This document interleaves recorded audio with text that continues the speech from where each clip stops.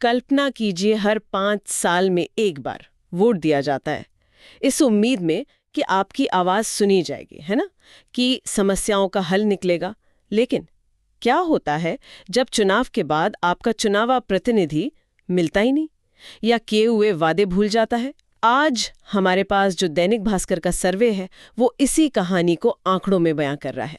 आज तारीख है 16 नवंबर 2025 और ये सर्वे हरियाणा के सभी 90 विधानसभा क्षेत्रों में किया गया है। 82,000 से ज्यादा लोगों की राय है इसमें, तो ये सीधे जनता के मन की बात है। हाँ, और ये सिर्फ किसी एक पार्टी की जीत हार का विश्लेषण नहीं है। ये आंकड़े आप देखिए हरियाणा की राजनीति में एक गहरी दरार की तरफ इशारा कर रहे हैं। वो कनेक्शन जो एक चुने हुए नेता और उसे चुनने वाली जनता के बीच होना चाहिए, वो कहीं टूटता हुआ दिख रहा है।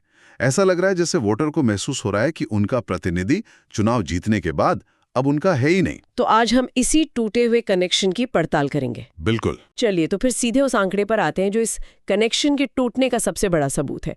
सर्वे का सबसे अहम सवाल था, क्या जनता अपने विधायक को दोबारा मौका देगी? और जवाब काफी चौंकाने वाला है। बहुत चौंकाने वाला है।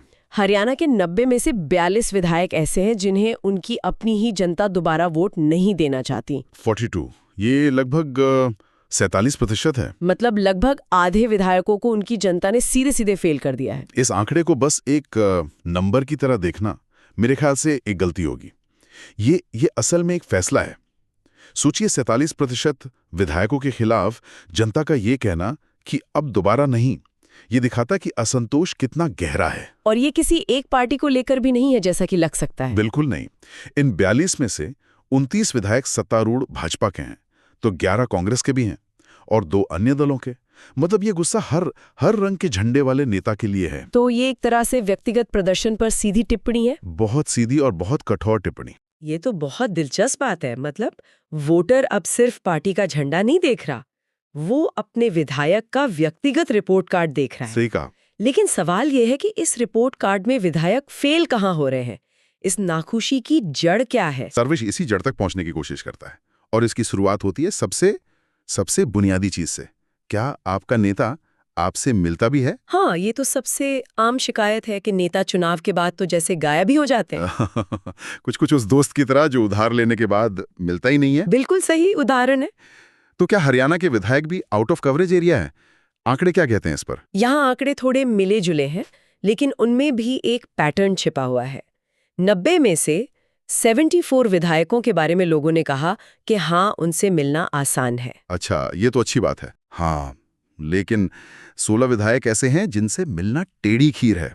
और दिलचस्प बात यह है कि इन 16 में से ज्यादातर सत्ताधारी पार्टी यानी भाजपा के हैं। ओहो, तो ये सवाल उठता है कि क्या सत्ता की ताकत नेता और जनता के बीच एक दीवार खड़ी कर देती है? शायद।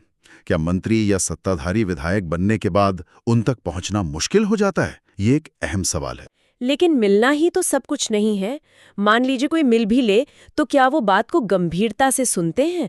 क्योंकि कई बार नेता मिलते तो हैं, पर उनका ध्यान कहीं और होता है। आपने बिल्कुल सही नब्ज पकड़ी है और यहीं पर वो कनेक्शन टूटने वाली बात और साफ हो जाती है। सर्वे के मुताबिक 90 में से 33 विधायकों के बारे में लोगों का मानना है कि वो उनकी समस्याओं को गंभीरता से नहीं सुनते। यानी हर 3 में से 1 से ज्यादा विधायक पर यह आरोप है। और अब देखिए सबसे हैरान करने वाली बात, क्या इन 33 में से 16 विधायक भाजपा के हैं और 16 ही कांग्रेस के। 1 मिनट, क्या कहा? 16? जी हाँ। ये तो एकदम बराबर का स्कोर है। ये कैसे हो सकता है कि सत्ता पक्ष और विपक्ष दोनों सुनने के मामले में एक जैसे हैं? ये एक बहुत ही महत्वपूर्ण सवाल है। ये आंकड़ा इसी विधायक कल्चर की तरफ इशारा कर रहा है। ऐसा लगता है कि एक बार सिस्टम का हिस्सा बनने के बाद, चाहे आप सत्ता में हो या विपक्ष में, जनता की समस्याओं को नजरअंदाज करना एक आम बात बन जाती है। ये किसी एक दल की विचारधारा की समस्या नहीं लगती फिर? नहीं, ये शायद पूरी राजनीतिक प्रक्रिया और चुने हुए प्रतिनिधियों के रवैये की समस्या है। और यहीं से भरोसे में कमी आनी शुरू होती है। बिल्कुल। ये तो हुई मिलने और सुनने की बात, लेकिन उस सबसे बड़े मुद्दे का क्या जिसके आधार पर वोट दिए जाते हैं, यानी वादे। चुनाव में तो वादों की गंगा बहा दी जाती है, पर बाद में क्या होता है? बाद में सूखा पड़ जाता है। सर्वे के आंकड़े इस पर बहुत कड़वी सच्चाई बता रहे हैं। 51 विधायकों के बारे में जनता ने साफ कहा कि वो अपने वादे पूरे नहीं कर रहे हैं। 51? आधे से ज्यादा? जी, सिर्फ 39 के बारे में ही माना गया कि वो वादे निभाते हैं। ये तो सीधे सीधे उस भरोसे पर हमला है जिस पर लोकतंत्र टिका है। बिल्कुल। जब ये पता हो कि नेता जो कह रहा है वो उसे पूरा नहीं करेगा, तो उस पर भरोसा कैसे किया जाए? और मुझे लगता है इस मामले में भी दोनों पार्टियां ज्यादा अलग नहीं होंगी। आपका अंदाजा एकदम सही है। इन 51 विधायकों में जो वादे पूरे नहीं करते, 25 भाजपा के हैं और 23 कांग्रेस के। फिर से लगभग बराबरी का मुकाबला। हाँ, ये बार बार एक ही पैटर्न दिखा रहा है। प्रदर्शन के मामले में पार्टियों के बीच का अंतर जैसे धुंधला होता जा रहा है। और ये वोटर के लिए बहुत बड़ी दुविधा है। अगर सब एक जैसे हैं तो वो चुने कैसे? सही बात है। वादे तो टूटे, लेकिन क्या विधायक कम से कम विधानसभा में जहां नीतियां बनती हैं वहां अपने क्षेत्र की आवाज उठा रहे हैं, या वहां भी खामोशी है क्योंकि उनका असली काम तो वही है? अपने क्षेत्र की समस्याएं उठाते ही नहीं है। 27, ये तो कुल विधायकों का लगभग 30% हो गया। बिल्कुल। हर 3 में से एक विधायक उस मंच पर चुप है जहां उसे सबसे ज्यादा बोलना चाहिए। और इसमें पार्टियों का क्या हाल है? इनमें 14 भाजपा के हैं और 12 कांग्रेस के। तो मतलब वो सिर्फ जनता से ही दूर नहीं है, बल्कि जहां उनकी आवाज पहुंचानी है वहां भी नहीं पहुंचा रहे हैं। पर ऐसा क्यों होगा? इसकी कई वजह हो सकती हैं। एक तो व्यक्तिगत उदासीनता, लेकिन एक बड़ी वजह सिस्टमिक भी हो सकती है। कई बार विधायक पार्टी विप से बंधे होते हैं। अगर उनकी अपनी ही पार्टी की सरकार है तो वो सरकार के खिलाफ कोई मुद्दा उठाकर लीडरशिप को नाराज नहीं करना चाहते। उन्हें डर होता होगा कि उन्हें साइडलाइन कर दिया जाएगा या अगली बार टिकट नहीं मिलेगा। बिल्कुल। तो ये उनकी व्यक्तिगत नाकामी के साथ साथ हमारे सिस्टम की भी एक समस्या है। यहाँ तक के आंकड़े तो जनता की नाखुशी और इस टूटे हुए कनेक्शन की एक बहुत ही साफ तस्वीर पेश कर रहे हैं।